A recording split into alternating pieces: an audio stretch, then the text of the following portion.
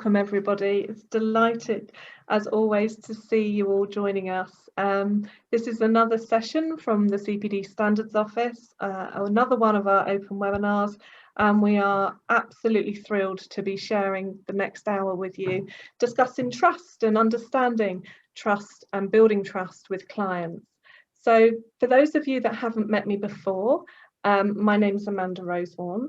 And as I've mentioned, this is an open CPD standards session.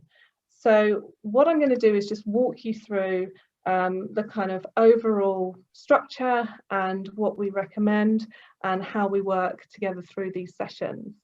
So a little bit of housekeeping to begin with. This session is all about building trust with clients, and the CPD Standards Office is an accreditation organisation for those of you that haven't dialed into a webinar before and are not a member.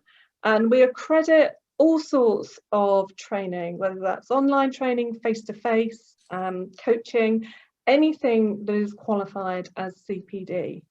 And we're cross-industry, we are cross-topic, completely subject independent. And so what we do on a community basis is draw everybody together, both our members and subscribers, to come along and discuss a particular topic that's important and of interest at the moment. So we have 3 non-negotiable chat rules, and that's because we have a fantastic speaker and our hosts today, Impact Factory, and we want to really concentrate on what's happening. So we just ask that you use the chat to share your support, ask questions, give observations, and it's going to be an interactive session today.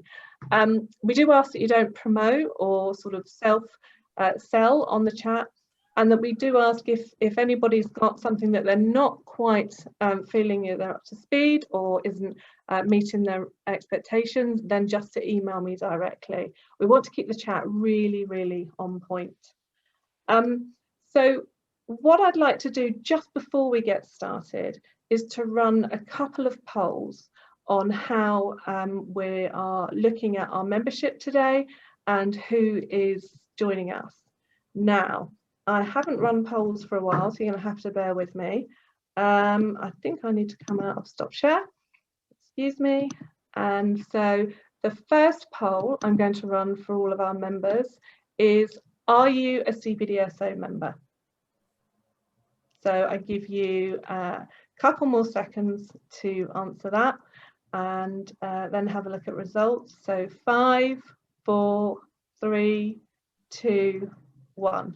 Fantastic. Okay, so to share the results, we've got 35% members with us and 65% non-members with us. So welcome to all of you that haven't joined us before and aren't members of the CPD Standards Office. We hope you get a lot out of this and perhaps consider membership with us. So that's pretty much going to be the next question. Let me just give it to this one. I apologise.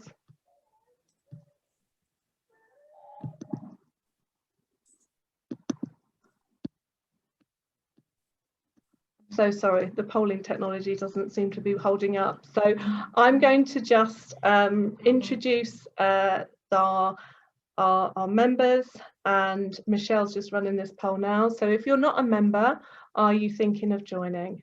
So we've got quite a few saying maybe, and some saying no, and 1 or 2 of you saying yes. So that's wonderful, thank you. And the final poll, my wonderful colleague Michelle is with us, is we're really looking at what can we do to support you? What other topics would you find interesting over the next few weeks?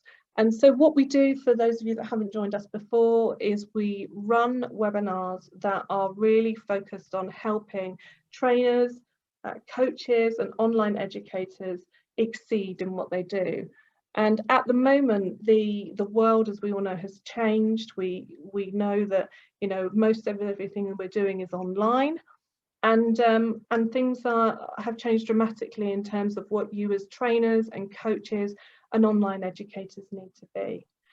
So we'll just give you a couple more seconds to finish that poll. So 3, 2, 1. And if we can share the results with you.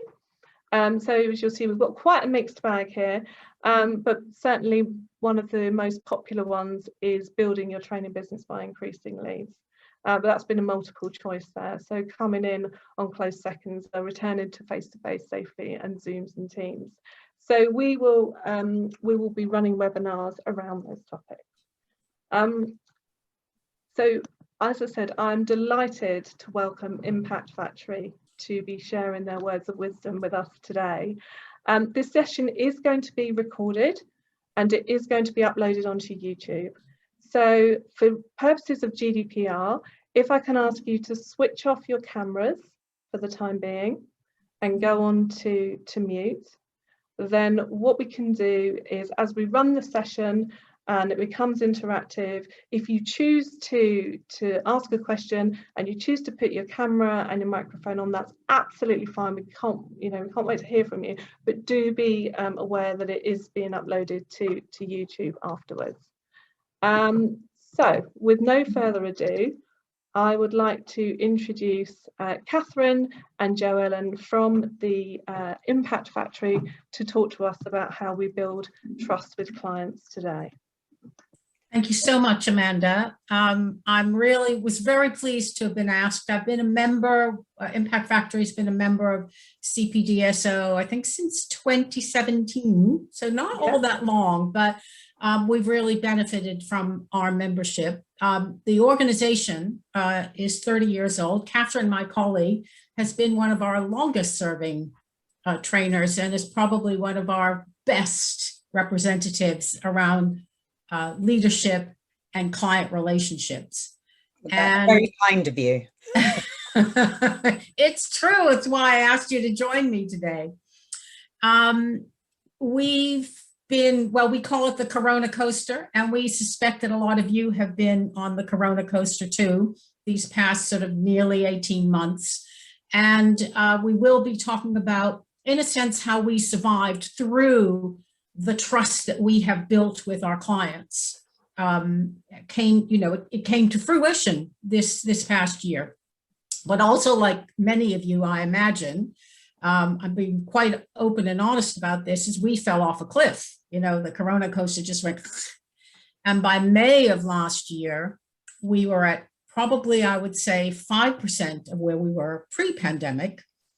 And over this time, by say maybe November of last year, climbing up the cliff face, to the point now we're about 80% of where we were pre-pandemic. So it's been an extraordinary journey, and Catherine and I will be sharing some of the things that we did that we kind of had the money in the bank from the relationships we had with clients.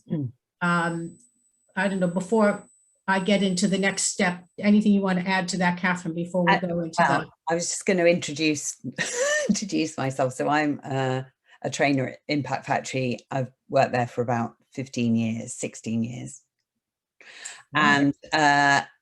And before last March, everything we did, bar the odd one-to-one, was face-to-face with groups of people. So either in our offices in Islington, where we ran open courses and some tailored work, or going to clients' offices and running that. And as Jo Ellen said, it just stopped. Or there was the sort of postponement, wasn't there, initially? Yes. Like, oh, let's run something, let's postpone it for 6 weeks and see what happens.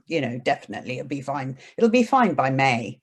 And then, of course, I don't know if this is true for anybody else, but I think we did massively underestimate just how big a shift it was going to be and how long it was going to last, and how profound the change was going to be that we had to embark on. So that's our sort of early experience from me running courses in Cork in Ireland in early March to still not having run anything in person since 18 months on. So yeah, it's been quite a journey. Yeah. So before, I don't know if anyone knows Impact Factory. First off, we're really happy for you to use the chat, asking us any questions, but this is also interactive. So we will be asking you some questions that we were going to ask you to put stuff into chat. And, but if anyone does know Impact Factory, we always start any session we do, whether it's an hour long or a day, with some kind of energizer, just, you know, slightly after lunch. You're not compelled to do this, but it will just be something to get your juices going, which is, if you look around you, we'd like you to get up and find some object in the area near you that begins with the first letter of your name. So I'm going to go see if I can find something with J. Yeah.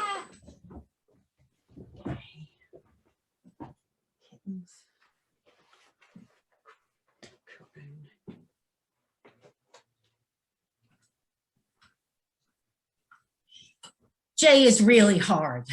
So is K. K is really hard too. So did anyone find anything that starts with the first? Oh, well, that's not bad. I've got a kitten. You've got a kitten.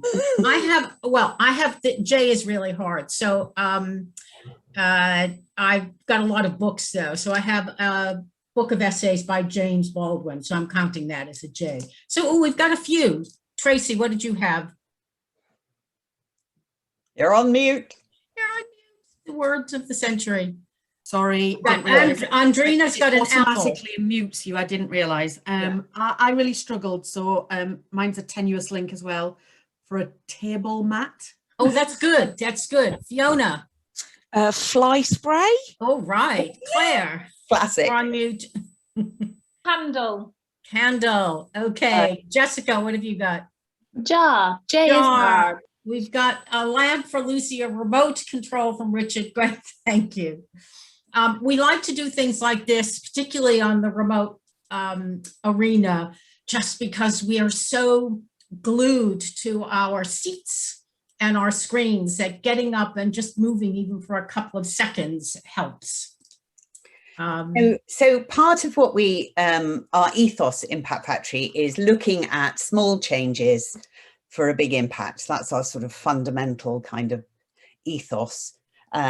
Also looking at positive, strengths-based approach to change, to doing anything differently, but and also that there's no right way. So we've been on a massive journey trying to navigate our way through, but and maintain our relationship with our clients.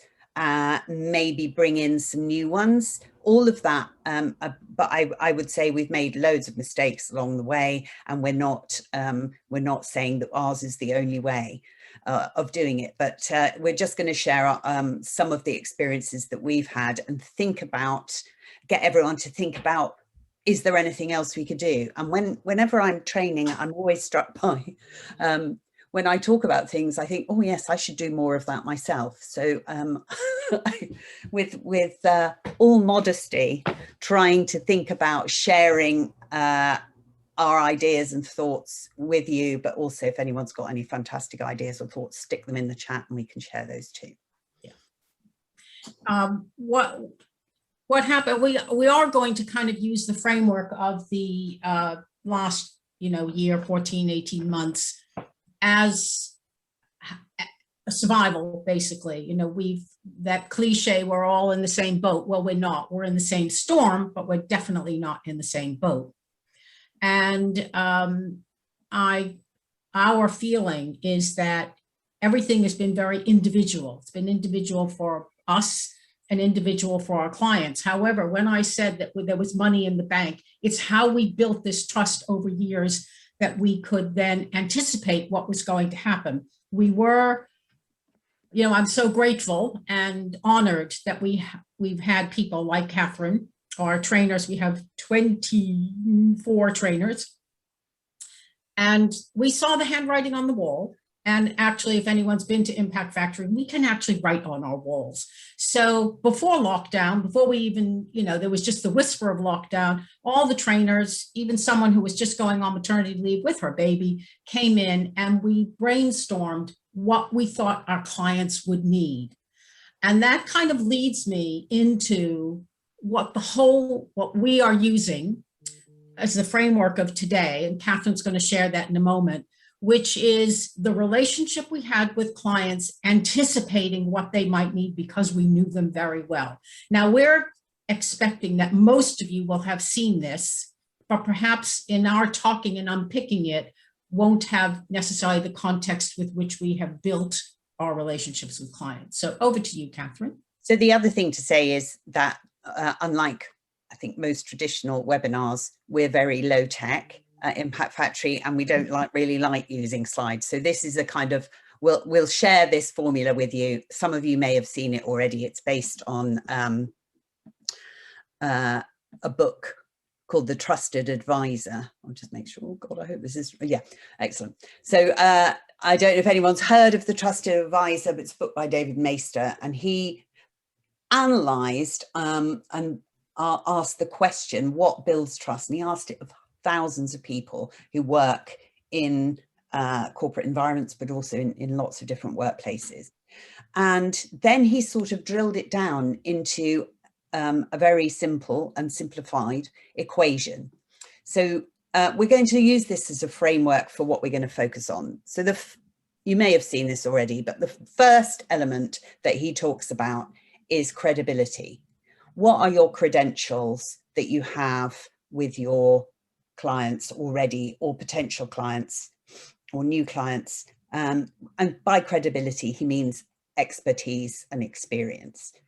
And a lot of this is about the perception of. So we're lucky at Impact Factory. We have many years, as Joellen said, we're 30 years, established for 30 years. So we have some credibility already in the bank.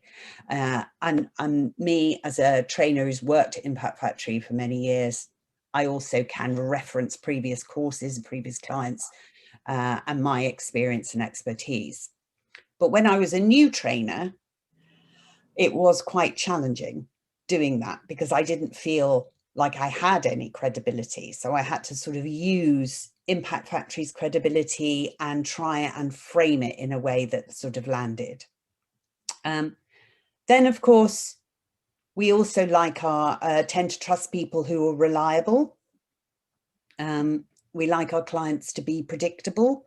Or unfortunately, lots of our clients aren't, but clients like us to be predictable and reliable. So thinking about what can you do, and when everything was in chaos back in last year, and everyone was like, what's going to happen? I don't know.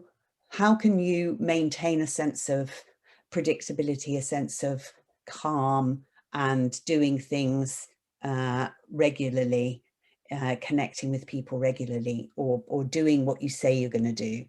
I always reference my friend, who's a really good friend of mine, and she's predictably late for everything. So she's reliable because she's always about 20 minutes late. She always turns up, but there's a predictability and so therefore I can trust her. I can trust her to be there. I just know I don't have to, break a leg trying to get there on time. And what he also talks about, and I think this is the thing that as trainers and coaches, we are usually pretty good at, is the intimacy factor, the connection with the human being or the human beings that we have. And that's really the thing that, it's the old adage, it's you they buy. It's the Dale Carnegie, making friends and influencing people. It's those sort of things that we know about people that actually often make a massive difference into how people trust or don't trust you. And not everyone is that comfortable revealing stuff about themselves. I don't know about anyone else, any sort of introverts, anyone feels slightly awkward doing that in the room? I know I have, but I'm still I think what's useful about it is thinking about being interested in other people. So it is an equation. So there is those three things, if everyone can see that, he talks about building trust. That's what makes trust, but it is an equation. So of course there is a denominator. And the denominating factor is self-interest, or the perception of self-interest. So of course, we are all in the business of getting clients, getting work, making a living. So there is an element of self-interest for us and for our clients. But if we feel that that is to the fore, or that people are only, either it's maybe the sales pitch is too pushy, or they're only connecting with us because they want something, then that undermines the trust relationship. So it's those three on the top that if you can build really strong credibility, reliability, and intimacy with your clients, that mitigates the perception of self-interest. Would that be a good outline, Jo Ellen? I think that's great. And I think we can now maybe unpick each one in a little more detail of kind of what we did. And also, as you said, things that we could still be doing. So for those of you who know this, fine. Others of you may want to just take a quick photo of it. It's been around for a while, and we're not huge on models at Impact Factory, but we think this one is just such a good overall containment of how to build trust, that we decided to use it as opposed to do what we normally do, which is just talk a lot and answer questions. So, okay. Okay, I'm just going to write it in the chat so everyone's got it there to refer to, and then we can stop sharing and have a look at it. Yeah, and he wrote this, what, 20 years ago, I think, the Trusted Advisor, and has revised it recently. I saw an interview with David Maister. I mean, there were two other people, and sorry, I can't remember their names, that were involved as well, but he's been the driving force. Credibility, Catherine, I think for us, you absolutely said it's been 30 years, but we had to start somewhere. And those of you who are perhaps very experienced, you also will have your history as being credible. But one of the things that we know is that you have to start somewhere. And the other co-founder of Impact Factory said, I had 3 O levels, you know. It's like you start with what you have. And one of the things I think about credibility, particularly for new people, is the passion you have for your subject, the passion that you have for what you are doing for people, for what you're giving. And that actually counts for quite a lot more than you might think it does. And it attaches to values. And I know we talk in the blurb about today, we talk about values as a way of connecting with clients. Impact Factory has been known, all of us at some point have walked away from clients because there was a values clash, has felt that actually we didn't like the way they talked about their employees, or they were just going through a tick the box exercise and it didn't fit us. But there is something about identifying your values and finding ways to connect that actually increases your credibility with clients, because that is your first point, or one of your first points of connection. And I think particularly just going over the last year, because we had some credibility, if you like, in the bank already with our clients, even though we hadn't done any training remotely. So moving on to Zoom or onto WebEx or Teams, those platforms, we had to learn that really quickly and try and translate what the ethos that we have and the values that we have into an online platform.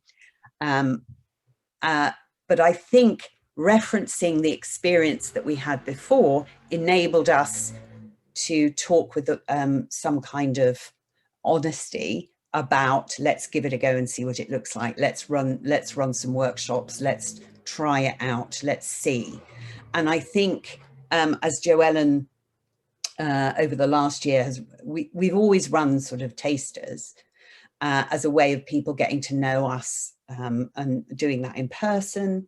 You get a nice breakfast, all those sorts of things.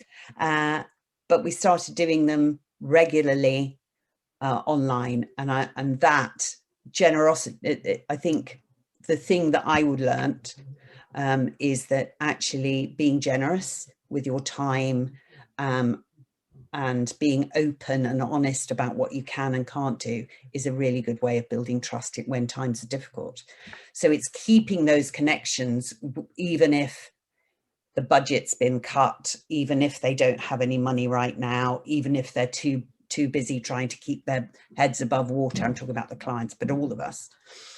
If it's possible to be generous with your time, and I think that does come back in spades, because it really mitigates that self-interest element. And we've found that people really wanted to, right, Joellen? Yes, I want to get the self-interest, the positive self-interest. Oh, yeah.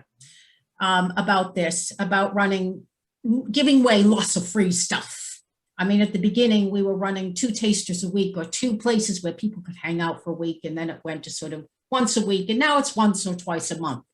But we're still doing it every month in and month out, because people love a place to come to. But the self-interest part, I think, is really important, because we were new at this ourselves. We were using this free platform that we were offering to people to come, and they did come in their droves, and they still come, to learn what to do, how to make Zoom snappy, how to make it interactive, how to do the stuff that we did great face-to-face and swore we would never do anything online.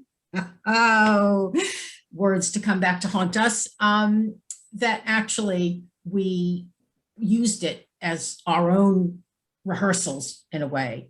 But I do want to get back also to the thing that we did before the first lockdown, when we had our big brainstorming session, anticipating what our clients needed. So when they said, we did have a trickle of old clients that we'd had for a long time said, can you do something about managing a remote team? Can you do something about helping people work from home? Can you do something about people's resilience during this time? Can you do something about managing remote meetings? Yes, we've done it. We planned it. We sketched out what it would look like, so that we could say, and here's one we prepared earlier, rather than saying, well, we'll go away and think about it. And I think that one of the ways that we built our credibility over the years was pretty much to say yes to anything. Don't you think, Catherine, that, if someone say, can you do it? We'd say, of course we can.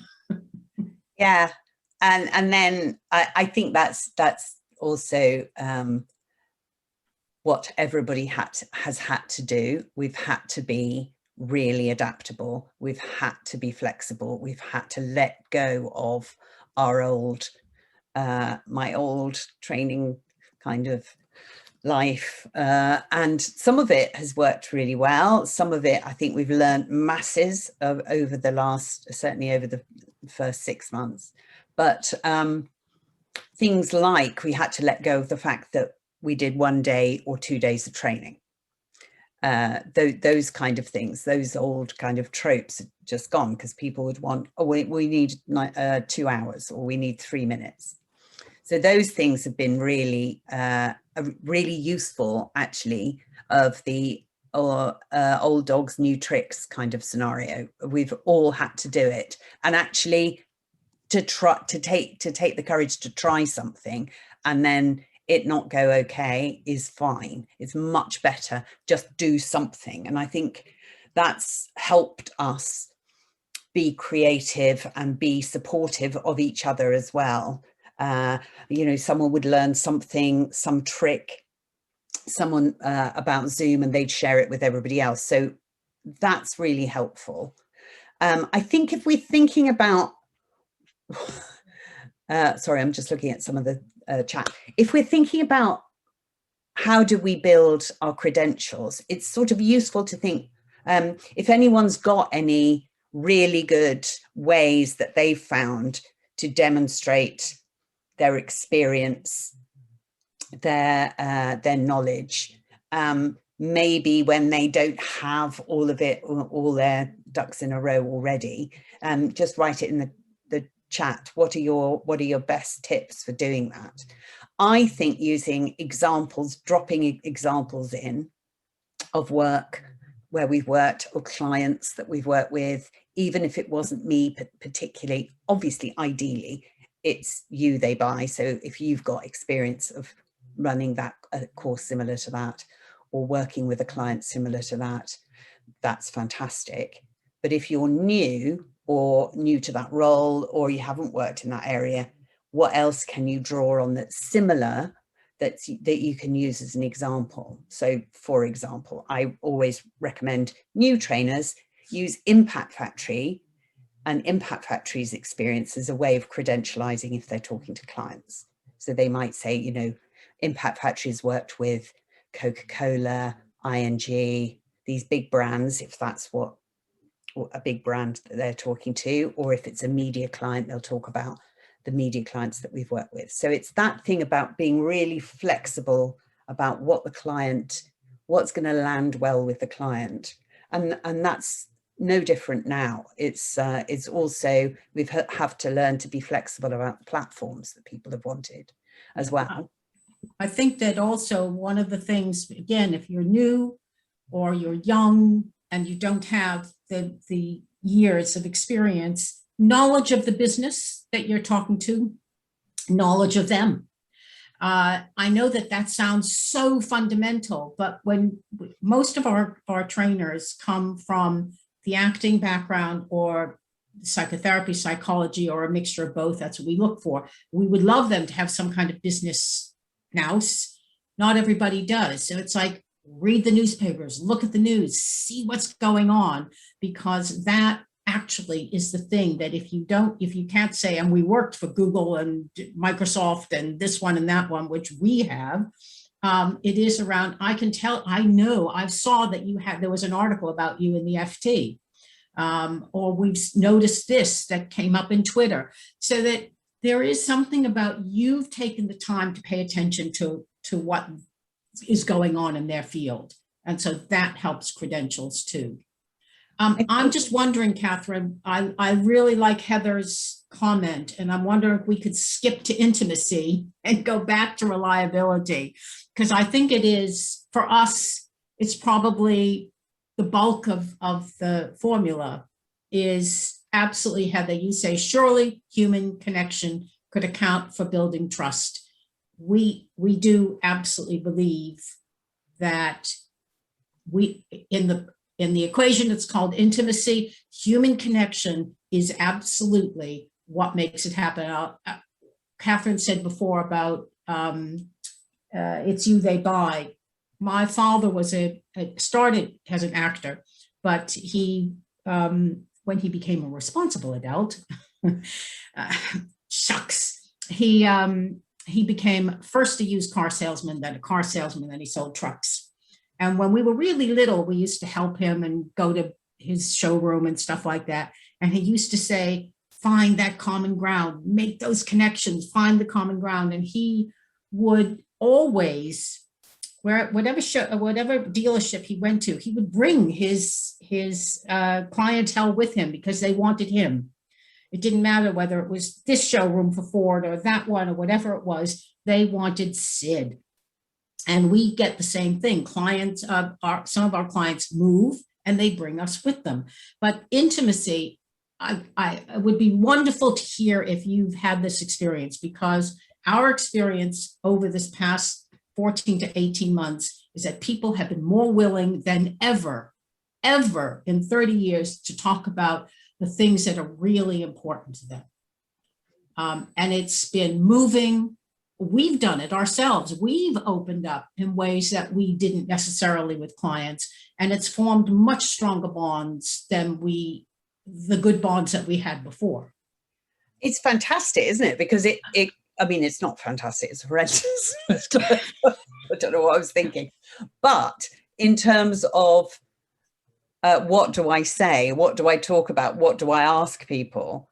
How's your pandemic? How is it for you? A genuine ask, a genuine interest in what's been going on for people gives people permission to talk. And as Heather was saying, it is that thing of building connections with other people. And we've heard some amazing stories. It is that thing. Some people have really enjoyed it, reconnected with nature, been able to take their kids to school.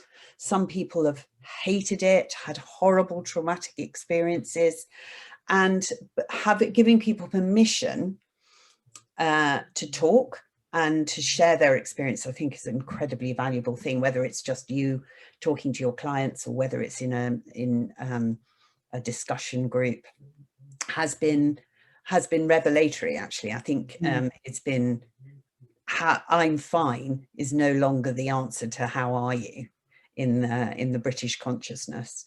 People now are much more open about telling you what's going on, what's been going on. And I think also the predictability of, we had this sort of early emergency stage where everyone felt really connected and there was a sense of we're all in this together. And then there's this sort of middle stage, which has been very unclear. The road ahead has been very opaque, and sort of a dawn and then back to lockdown again, and then another sort of escape and then back again. And that's been very tiring for people. And I think, as someone was saying, is it Hidemi? Hidemi, yes, I love that. Openness with And being empathetic support. empathetic to people's experience, whether it's positive or negative, has been it's been a privilege, actually, I think, to be able to help people, support people, offer kind of a platform for people to discuss things with you. But that's kind of the trust thing is, you can absolutely hardwire it and put the by that intimacy thing, if it's appropriate, because people might still say, if you say, how's your pandemic been? They might go, oh, it's all right. It's been fine. Actually, we've done really well. I mean, we have worked with a couple of clients who've done incredibly well and feel slightly about it. So there's that. But I think I just wanted to reference, I think is it Richard? Yeah, being honest and setting realistic expectations and good communications. That bit about reliability is so important, about being realistic with yourself and about managing the expectations. And we talk a lot at Impact Factory and do loads and loads of training about setting boundaries, and we have to do that for ourselves a lot of the time because we want to help, we want to be able to be generous and offer things. And sometimes we are unrealistic about timeframes. And I think the lesson to myself, being someone who could quite easily overpromise, is that to buy myself time to think about being open and honest about what else is going on and how, and usually clients really like that. I mean, one example of that is last summer we were asked to pitch for some work for a project management course. And we were like, oh, is it really what we do? But then we just said, this is what we can do. If you want any kind of Prince 2 technical training, that's not us. And they were like completely, oh, thank you so much for being honest about it.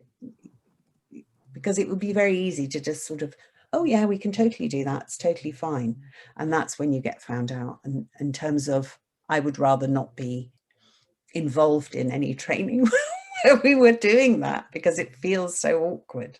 Well, you go down a rabbit hole as soon as you're not honest, really honest with the client. And, I think the thing around reliability, or just in general, when I say that we walk away from clients, is recognizing that the fit isn't always going to be right. And, we want to be all things to all people. Well, that's just not going to be possible. And it saves the times, and we have had them over 30 years, believe me, when we've accepted a contract and we felt in our water, in our bones, in our psyche, this isn't right. it has come back to bite us in the bum. That it's been a struggle, it's been hard to articulate, we haven't necessarily connected with the delegates. And so that's been a big learning, not a learning curve, it's just a learning for us early on. It's okay to walk away. It's okay to accept that the fit won't be right all the time. And part of the way, in a way, we've designed our marketing material or our website is to put people off as well as engage people. You know, people who will look at it and say, ooh, that's not for us. That's fine. That's great, because it saves the angst and the anguish of putting in a lot of time and effort and then realizing this isn't going to work. It's just not going to work for us. And that again builds our credibility internally as well. Yeah. But I think the reliability thing, you know, it's the old cliche of, you know, tell them what you're going to do it, and tell them you've done it, is a little simplistic. Because we do live in a much more complex time. And one of the things that I noticed in this past year around reliability, it may sound a little different, is flexibility.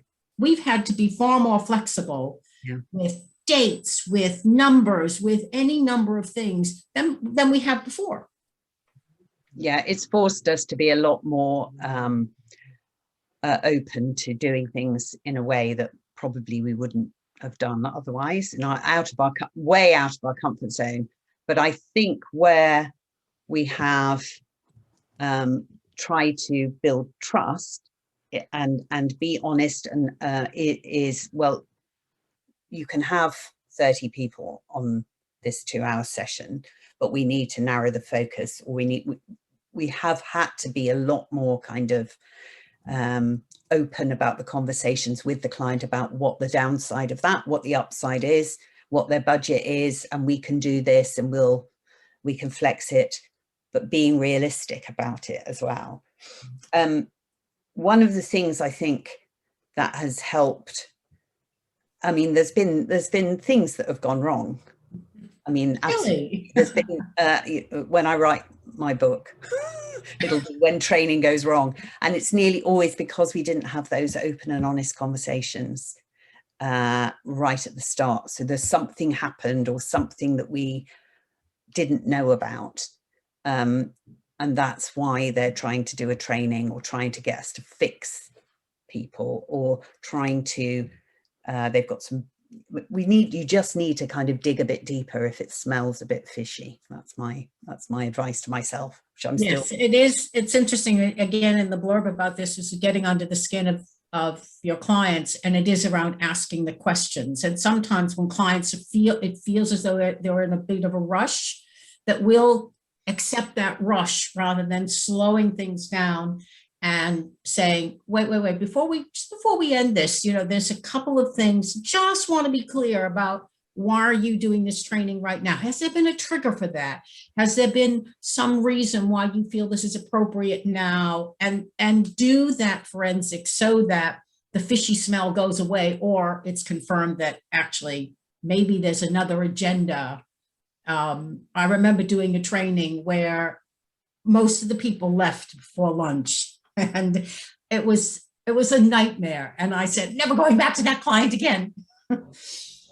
And when I went back to the person who booked, I said, what was your aim for this? And he said, oh, that everyone would stay till the end of the day. And it was like, he knew that this was going to happen.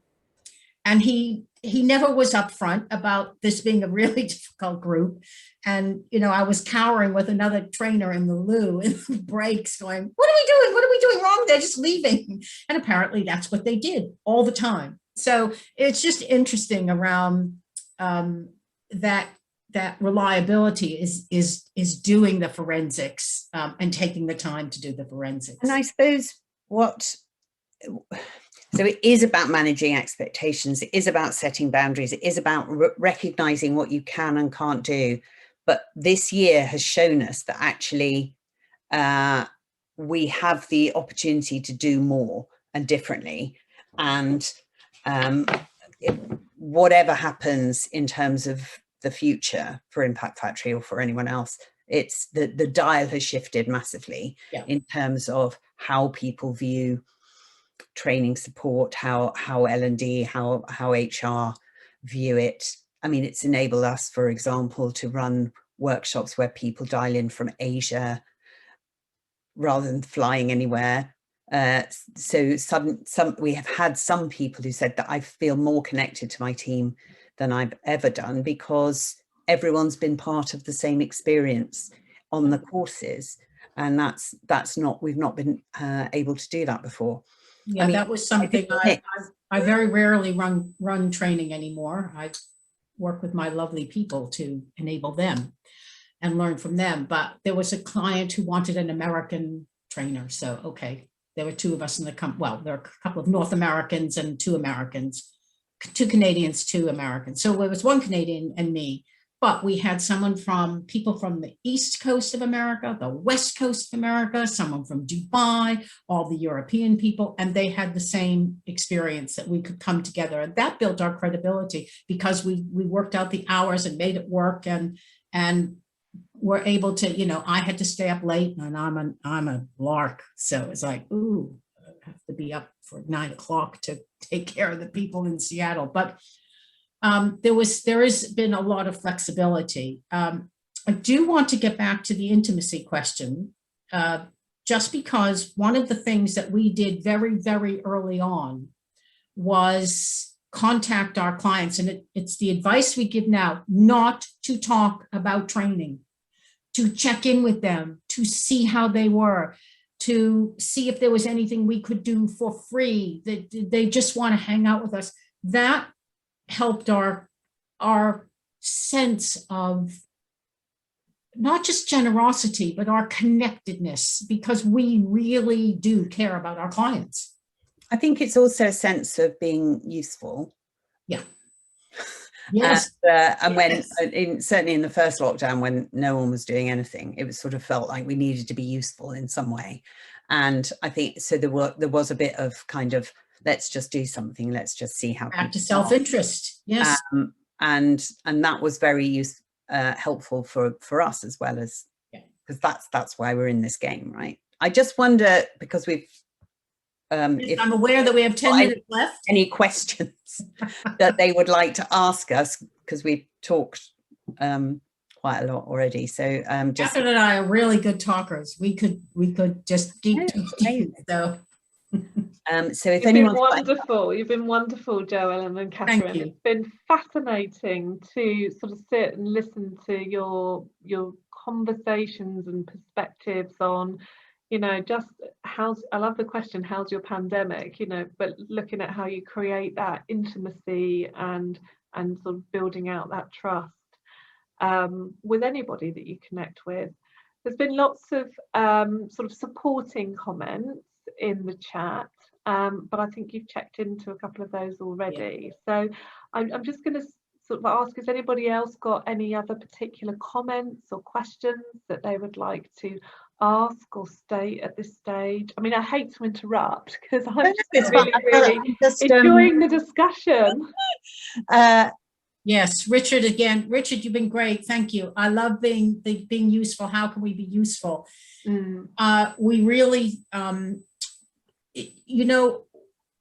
this is a long-term thing. This pandemic's created something that's long-term. We don't know how it's going to end. We don't know how things are going to end in the training world. Yeah. And if we see this not as just an end, means to an end, but an open-ended relationship, we can continue to be useful to our clients in loads of ways. If we see an article, if we see a cartoon, if we see a white paper or a TED Talk or something, we'll send it out to those that we think it's relevant for. Yeah. And people like those little touchstones, and we enjoy doing it because we do it internally. We have an internal thing, I can't even remember what it's called, Workplace. And we'll post things on there, and they think, oh, this would be good to send to clients as well. And I think there is, again, that it doesn't have to be selling stuff or even an expectation you're going to get a return when. It's a curation, would you say? I think that's a really good point.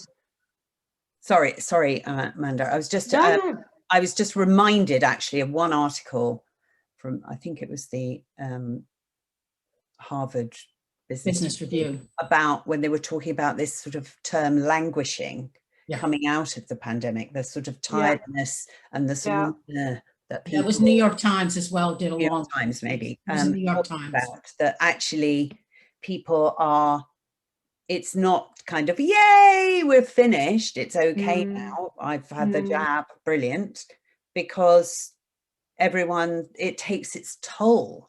Yeah. And it takes its toll on the individuals who work in those organizations who've had to maybe furlough, unfurlough, make people redundant, change the way of working, deal with people's stress and anxiety and all of those things. It takes its toll. And I think that this sort of feeling of meh is really relevant, and certainly I like to be positive. It's really important to be positive, but also I think it's really important to meet clients where they are, rather than yay, come on, let's have a team build, it'll be fine. I think you know, we have seen, I think languishing is a good term. Sort of, you know, it's not quite in the national vernacular, but I think it's sort of something that everybody will resonate with. We're connected with so many other trainers and coaches who, similar to yourselves, you know, they've never had online as even an option, and whilst they're connecting and inspiring and managing to work online, for many people, just this new way of life we've got at the moment is exhausting, because we're kind of as you say, we've got the vaccine and we're powering through it, but if you're juggling lots of plates, and obviously the uncertainty and the terror that COVID is causing, it's still happening.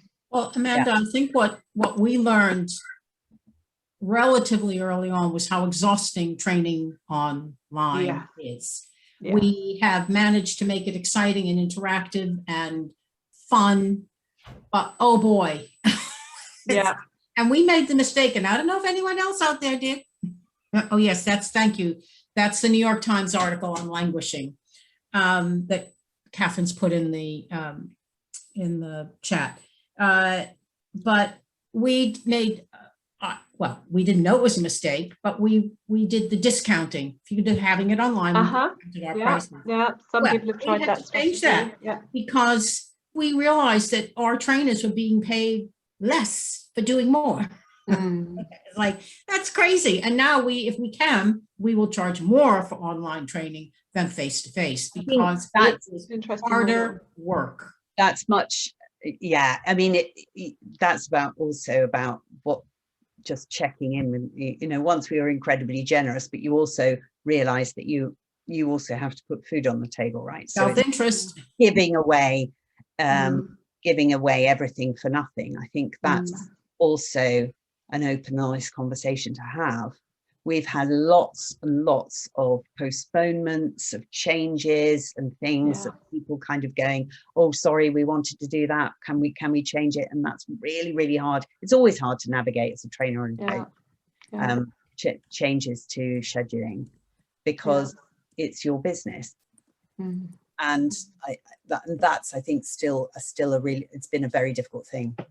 And I think that's exhausting in itself, really, isn't it? Just, you know, this is what I'm happening in my diary this month. I've got my pandemic under control, and then all of a sudden things are postponing and being moved. And I mean, do you think some of that trust is jarred by that? You know, with people kind of not, you know, if they're not sure in themselves, then it's difficult for them to inspire trust in others.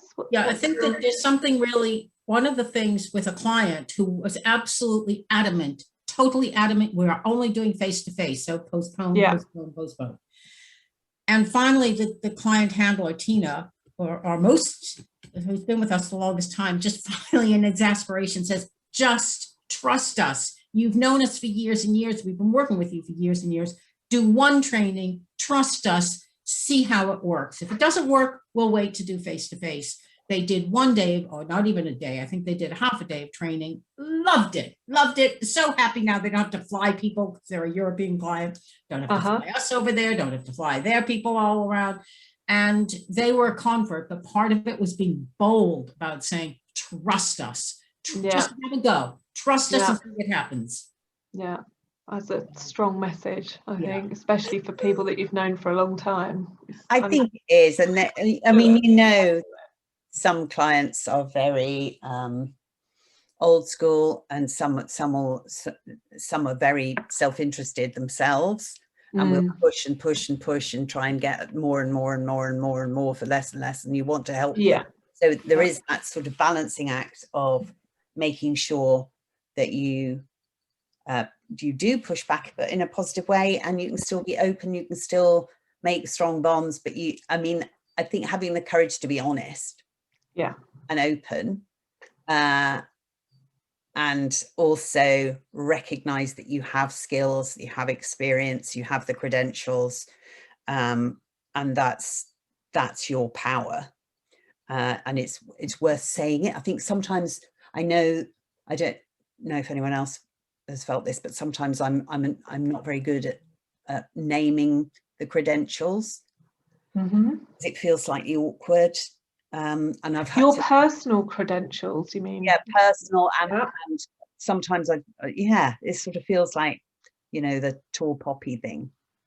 So I've had to sort of find ways of doing that.